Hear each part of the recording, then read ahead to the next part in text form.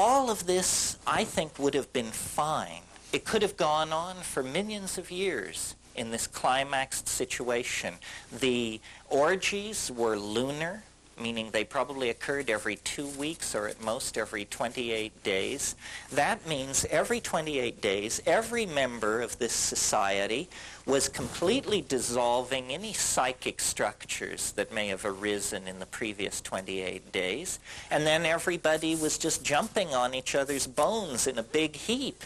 And you can imagine the boundary dissolving impact that something like that would have. Why then, if it was so wonderful, didn't we just stick with it? Why the descent into, you know, the hell of Pee Wee Herman and Richard Nixon and all of this stuff? Well, the same culprit that created that happy story destroyed that happy scenario, and that is the continued drying up of the planet. And that's what we get in that Genesis story. Remember at the end of the Genesis story it says, and God set an angel at the eastern gate of Eden with a flaming sword so that Adam and his children could not find their way back into paradise. That's the memory of the Saharan sun scorching off the African veldt and forcing those mushroom-using pastoralists to settle in the Nile Valley and set up permanent settlements and begin thinking about kingship, large-scale agricultural projects, and so forth and so on. And what happened, it was not as simple as that may have made it seem, you see. This is really the theme of this book that I wrote for Bantam, is the theme that cultures wear drugs like clothing, and they're never aware of it. They just feel naked without their particular drug. And the clothing may differ. You know, one culture feels fully dressed in penis sheaths and war paint. Another culture isn't fully dressed unless the gown is by Dior. So there are different styles of clothing, and there are different styles of mental clothing in the form of drugs, and these drugs promote different kinds of cultural values. And what happened in this African situation was a tragedy that in a way we have seen enacted in microcosm in our own society. It was that at a certain point everything was perfect. The monthly orgies, the suppression of ego, the group values, the recent invention of language was making food gathering easy for women. The abundant game was making hunting easy for men, so forth and so on. But this drying of the African continent didn't halt there. It continued, and pretty soon there were problems. Less game, less to be gathered, and most important for my theory, fewer mushrooms. And when there became fewer mushrooms, then there were two possibilities.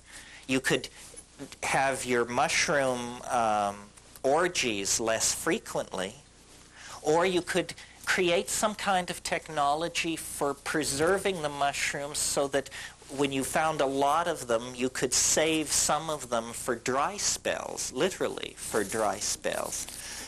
Now, the problem with this strategy is that in a world without refrigeration, the strategy which Aboriginal people in Australia, in the Amazon basin, the strategy which Aboriginal people tend toward when they want to preserve some delicate food is they invariably go for honey.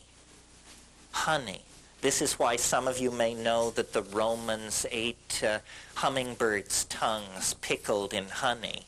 It isn't because honey was the preferred medium for pickling hummingbirds' tongues. It was because that's a way of preserving delicate food. The problem with honey is honey itself can ferment into a psychoactive compound. Honey changes into mead. Mead is a form of crude alcohol.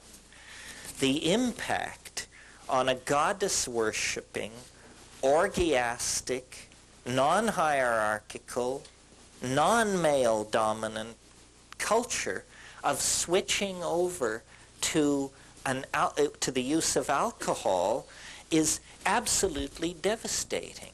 In the same way that I told you what psilocybin did, improves visual acuity, promotes sexual activity, delivers a religious experience, we can talk about what alcohol does.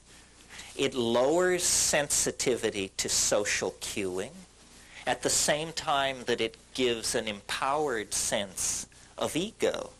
In other words, it makes you into a jerk. It gives you the courage to say and do what, if you are a decent person, you would otherwise never say and never do. It turns each one of us into a Clarence Thomas.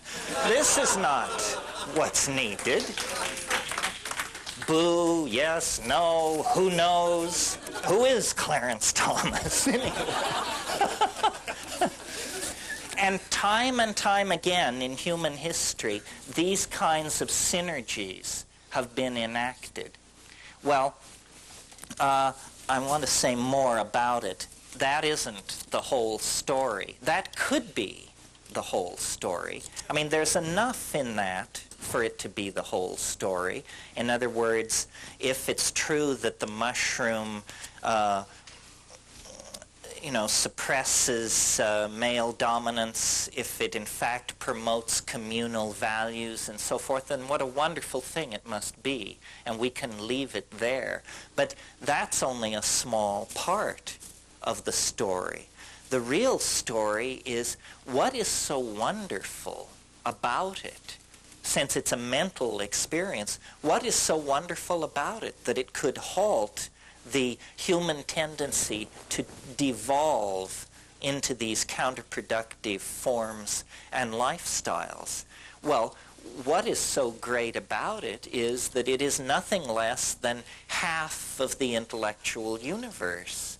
It is what I call the connection to the Gaian mind. In other words, to this point, what I've said could be imputed to be just talk about a superb psychedelic drug. And so they're saying, oh, well, so this guy advocates the use of a superb psychedelic drug. It seems reasonable or unreasonable, depending on where you went to church. But it's not that paradigm challenging. But what is paradigm challenging is the content of the experience. The content of the experience is completely mind-boggling, completely befuddling. I don't know what we're going to do with the content of the experience, because fully gotten out and fully discussed and fully realized, it's not going to leave one brick upon another in the cheerfully naive edifice that our half-baked civilization has erected as universal truth. We're not going to, science is not going to be able to survive the encounter with the psychedelic experience, because it is not an encounter with the Freudian, the repressed memories of your miserable and battered childhood or whatever it is you went through, and it isn't even an encounter with the miserable memories of the battered childhood of the human species that we all went through, a la Carl Jung. That is all there. But that's in the hallway where you hang your hat and the antechamber where they take your coat. The main event, folks, doesn't even have anything to do with the psychology of human beings. The main event is another dimension. A dimension so bizarre, so titanically peculiar, so strange, so unanticipated by our language, our history, our literature, that it is literally like the discovery of another world. And there's life in that world. Now, a funny thing about discovering new worlds is that you usually, when you get the new world all mapped out, you usually discover that there's somebody living there. And for them, it's not the new world at all. And, you know, you haven't discovered anything. You've just shown up in the middle of their scene with a distorted rap, sort of like Christopher Columbus. And this is what we find with the psychedelics. And this is why shamanism becomes, to my mind, the bridge to understanding what this archaic revival is all about. The shamanic hallucinogens are the meat of the thing, the pith essence, the center of the mandala. But the bridge into that is the effects that these things have, the content, the experiences that we can language and tell each other about.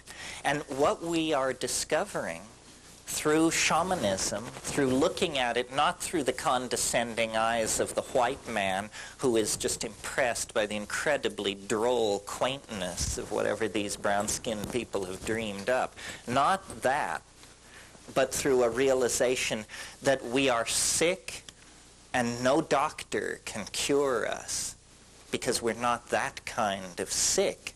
It's soul sickness. I mean, it has to be soul sickness. When you see stuff like Chernobyl, or the Kuwaiti oil fields, or the Hanford nuclear reservation in Washington, when you realize what this really means, then you realize, you know, this is a mad species. This is a terminally depraved species. And what is required is a return to a model that can heal.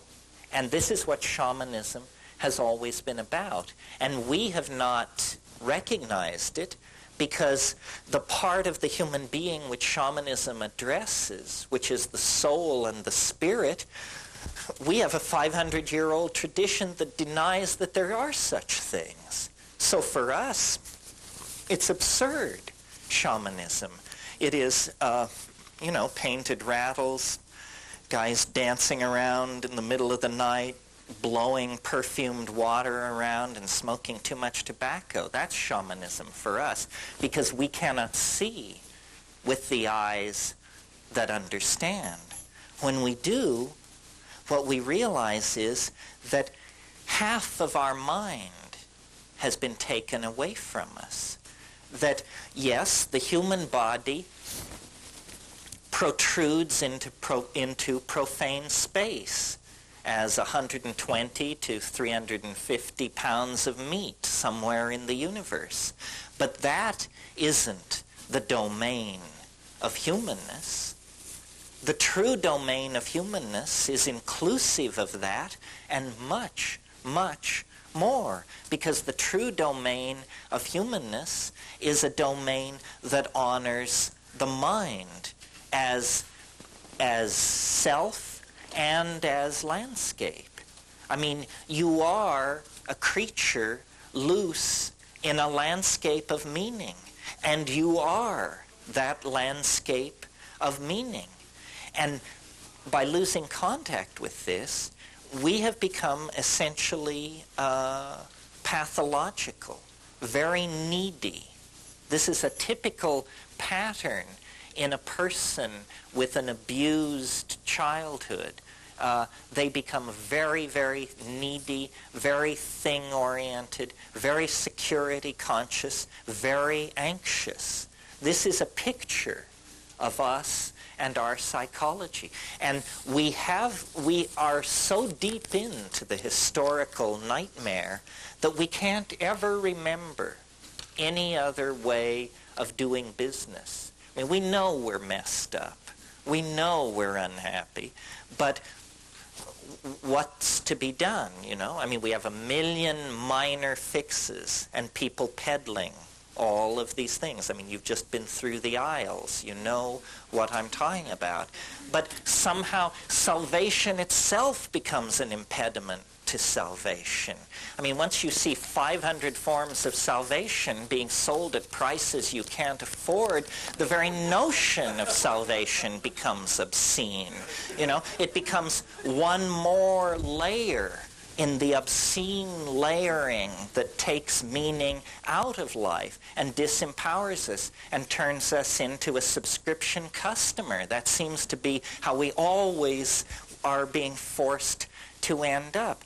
Well, the only way out of this, I think, is to, it takes courage, because you have to turn your back on your culture in the most profound sense there is, because there are many ways to turn your back on your culture.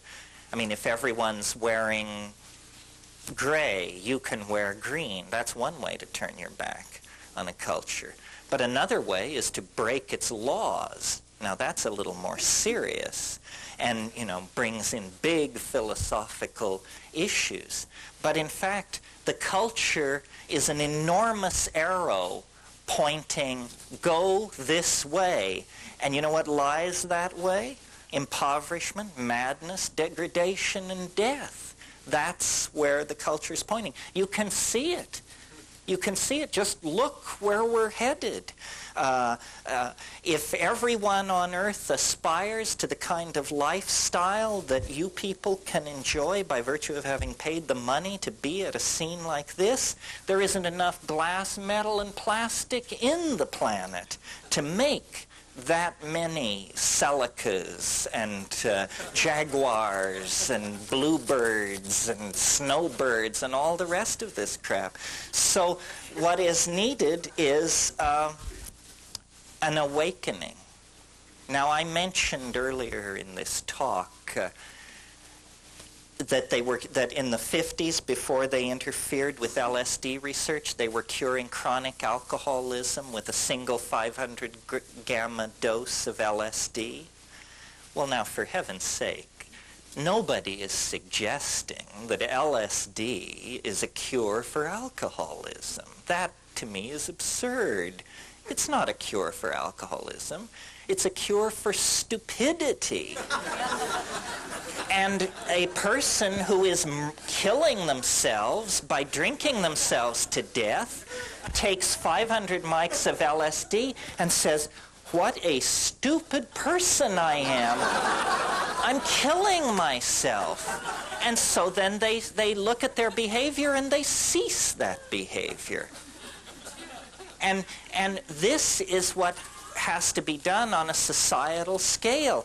And it is not as difficult as we may wish to be assured by the establishment.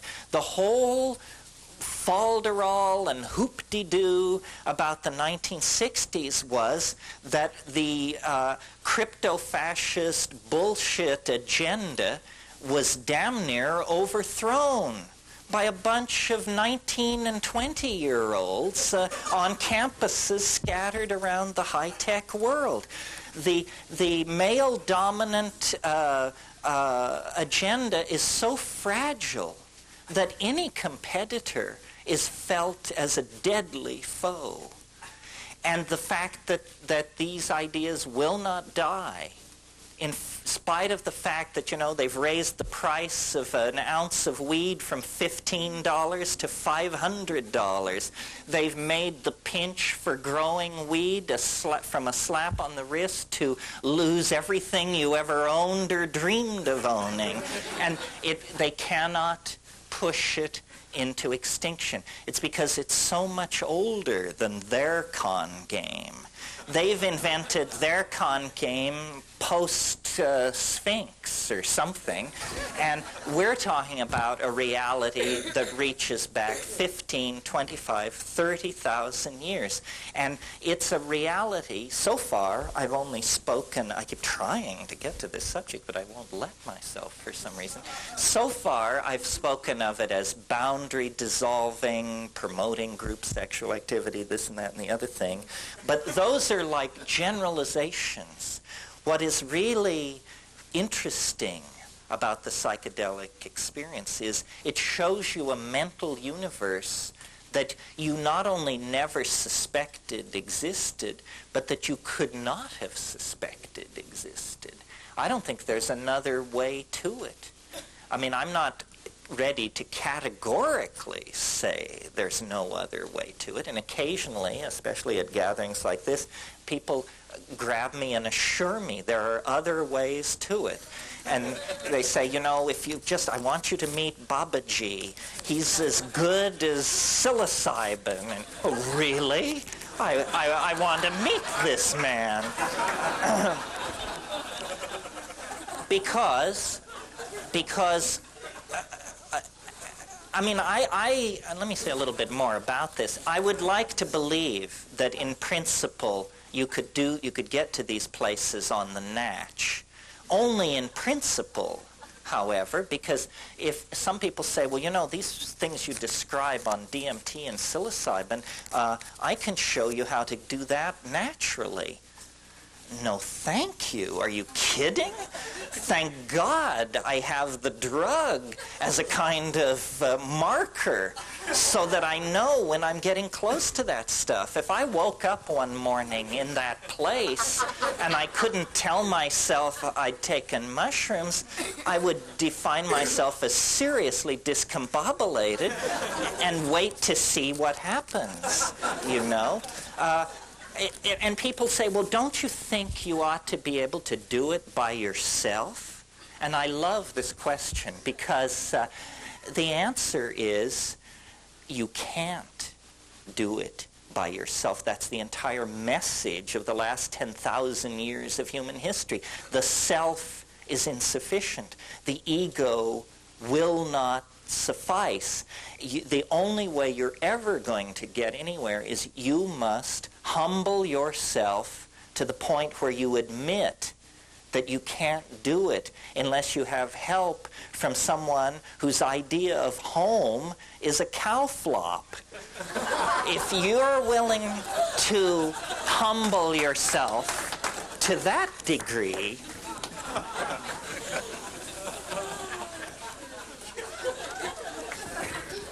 then maybe we can get somewhere. The content of the psychedelic experience is, I believe,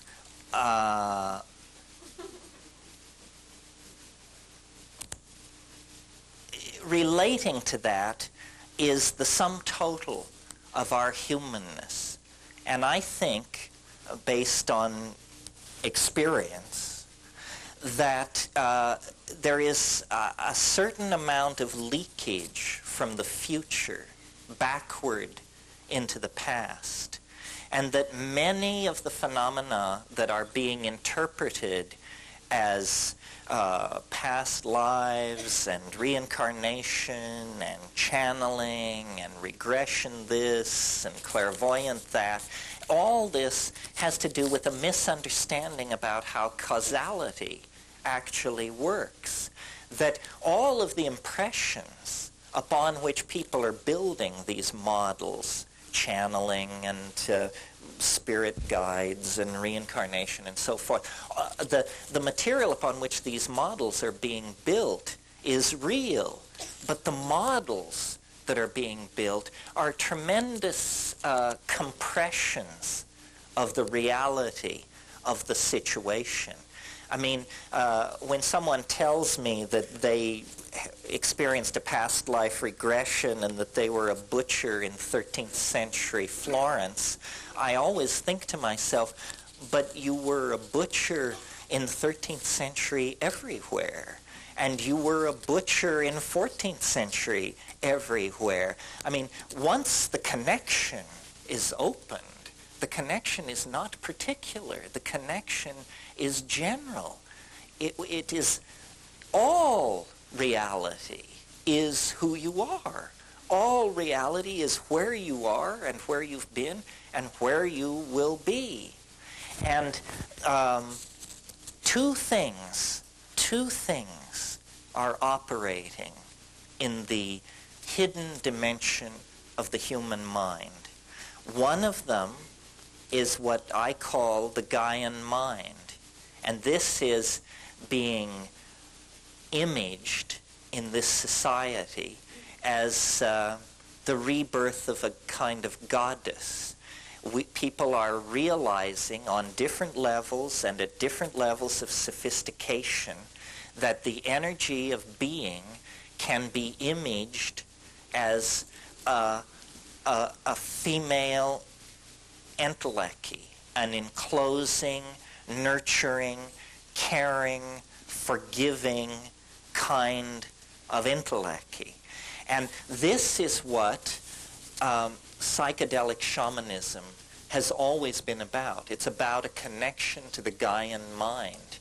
And this gives you, obviously, a tremendous sense of being embedded in a larger coherency than merely the coherency of your own small life. And that's very empowering. But it's not the general sense of things that this Gaian mind imparts that is really, to me, the interesting part. It's that the Gaian mind is a real mind. It has information. It can tell you things of the most specific and personally important sort. It tells you where the game has gone. It tells you who poisoned the well. It tells you who raped so-and-so.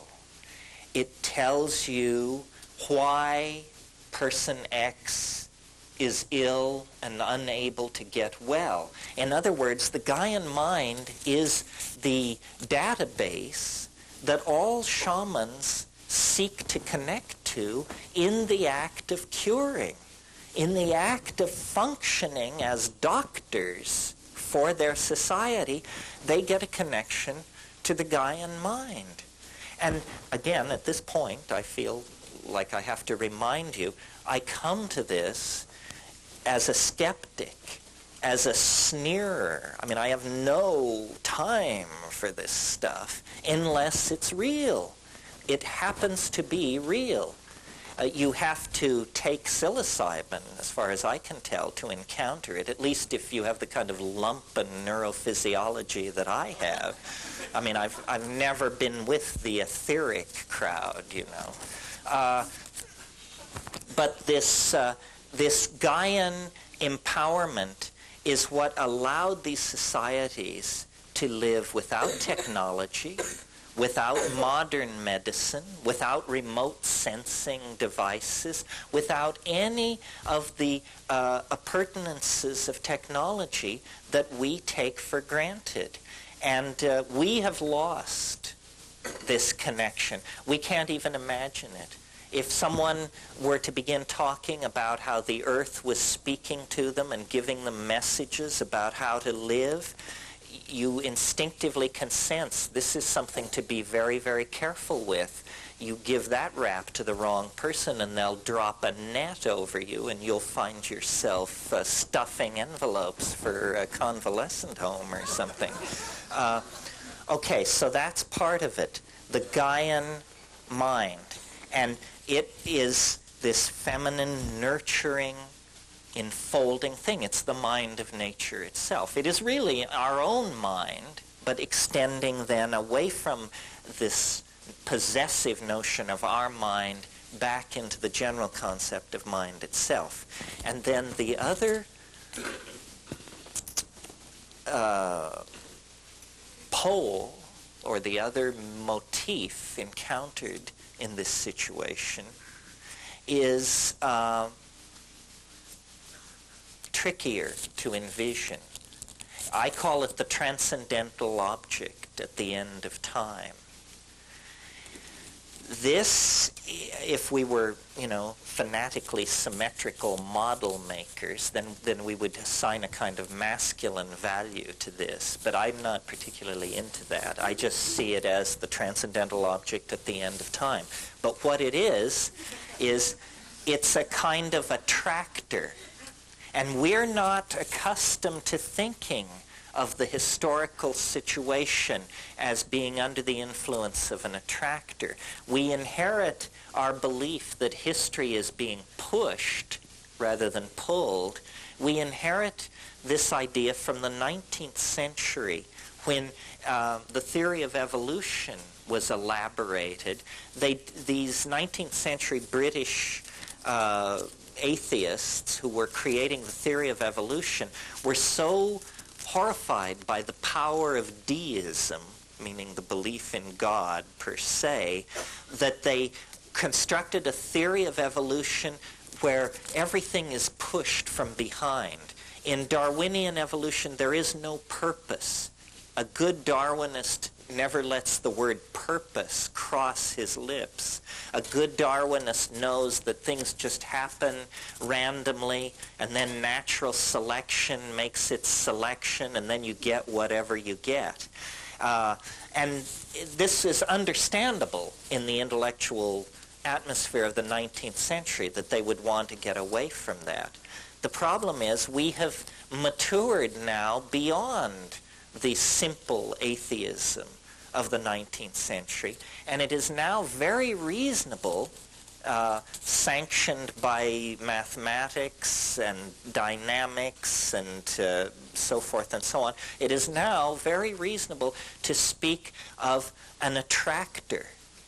And this is, I'm also a little nervous to talk about this because part of what I do is I popularize.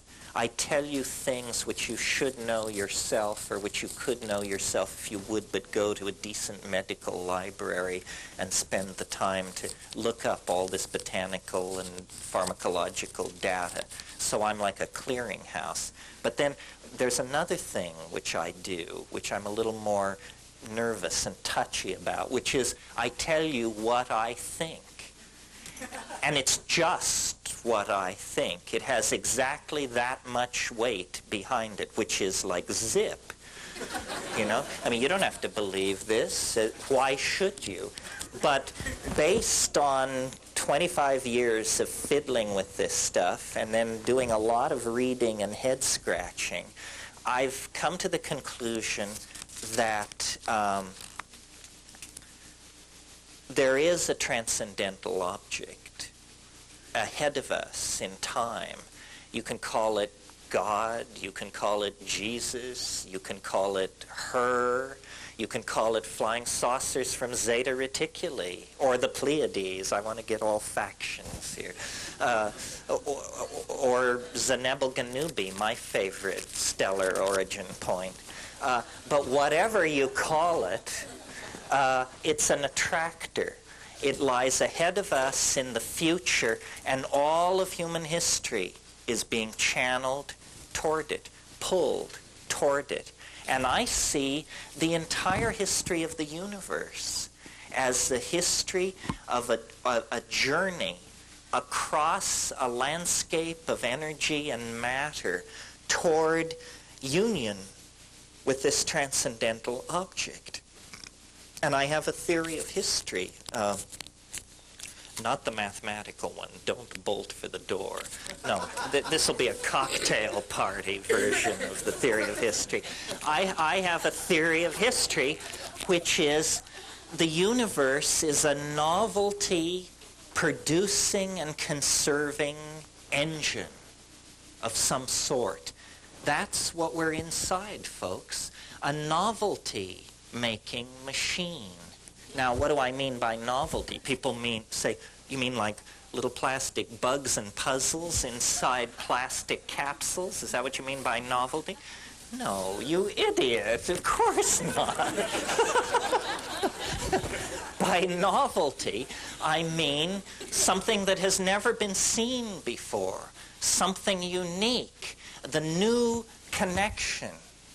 I always think of the symbolist poet Lautréamont, who said, I am fascinated by the kind of beauty that arises when a bicycle meets a sewing machine on an operating table. Now that's novelty, folks, because you just don't get that every day. So the universe is a novelty-producing engine. It not only produces novelty, but it then preserves it and builds upon it. So if we now look at the story which science tells us, and it's an interesting story, by the way. If you think I say things which are highly unlikely, notice that I do not ask you to believe that the universe sprang from a point of matter smaller than a proton in a single instant. This is the position of science. This is the limit case for credibility. I mean, if you can believe that, what in the world would you balk at, for crying out loud? I mean, that is the limit case for credibility. So, science tells us that the universe sprang from nothing in a single instant and that it was very hot. Very hot. So there were no molecules such as you and I are made out of.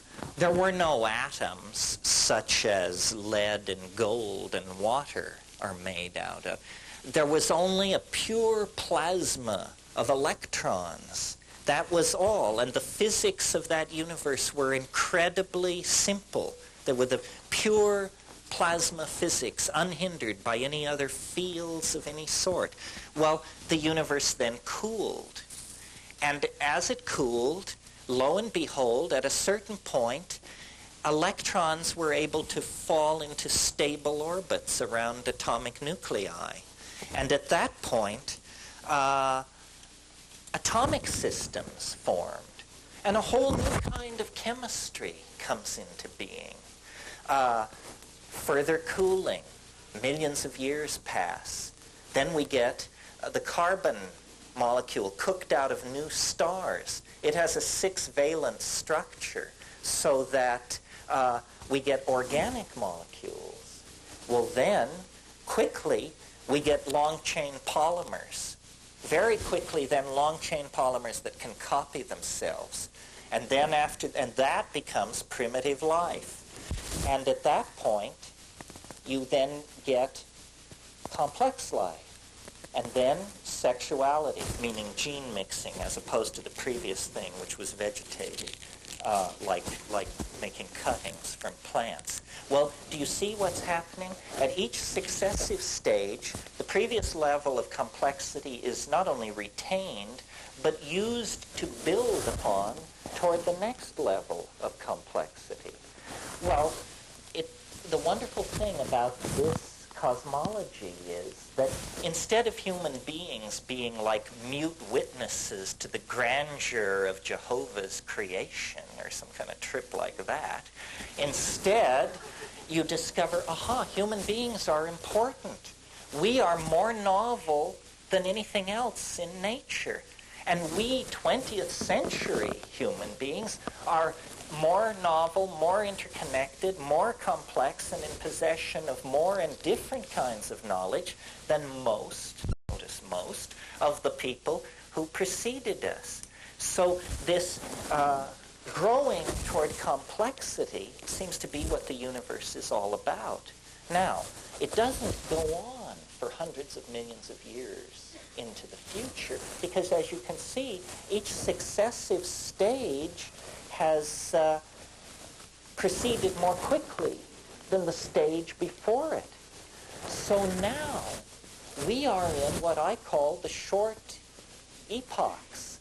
We are in periods of time where more change goes on in a 10-year period than went on in a million-year period near the birth of the universe. We are living in the complex, novel end of things. And that complexity and that novelty, which we experience as tremendous stress in our lives, ushers into the transcendental object at the end of time, not that far in the future. And we, as psychedelic people, have an obligation upon ourselves to anticipate and to help realize this future. It is upon us. Every messiah, every religious ontology, every manager of every booth at this exhibit is reflecting a distorted scintilla of the spiritual reality of the transcendental object at the end of time. Every one of us is a particularized and distorted image of this transcendental object into which we are being dissolved, into which global culture is being dissolved. So,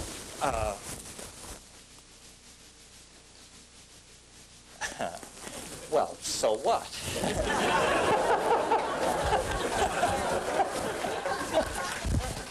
So we can cut into this cycle at any point. We can become aware of it. We can become part of it. We can deny it. There is no loss in the circuit. There is no blame. Becoming, then, what psychedelic means is it means claiming this dimension as your own. You know, Plato said time is the moving image of eternity.